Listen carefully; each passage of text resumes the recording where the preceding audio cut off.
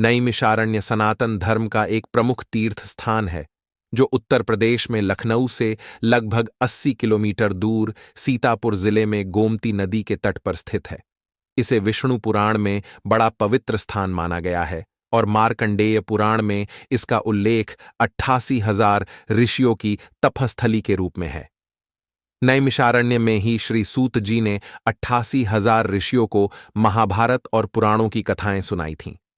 जब ब्रह्मा जी धरती पर मानव जीवन की सृष्टि करना चाहते थे, तब उन्होंने यह उत्तरदायित्व इस धरती की प्रथम युगल जोड़ी मनु और सतरूपा जी को दिया। तदनंतर मनु और सतरूपा जी ने नैमिषारण्य में ही 23,000 वर्षों तक साधना की थी।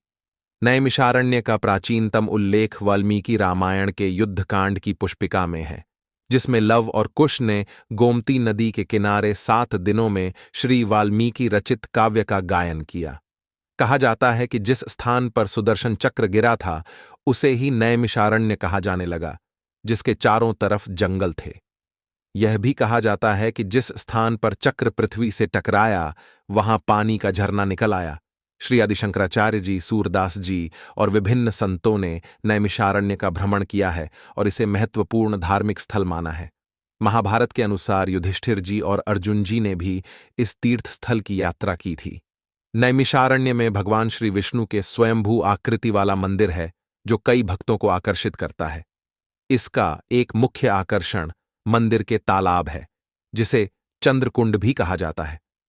नैमिषारण्य ने भारतीय साहित्य और धर्म के इतिहास में अपनी महत्वपूर्ण स्थिति बनाए रखी है और इसे धार्मिक एवं सांस्कृतिक दृष्टि से महत्वपूर्ण माना जाता है। कहा जाता है कि शौनक आदि ऋषियों को श्री सूत जी ने 18 पुराणों की कथा और मर्म का यही उपदेश दिया था। द्वापर युग में श्री कृष्ण के भाई श्री बलराम भी यहां आए थे और यज्ञ किया था।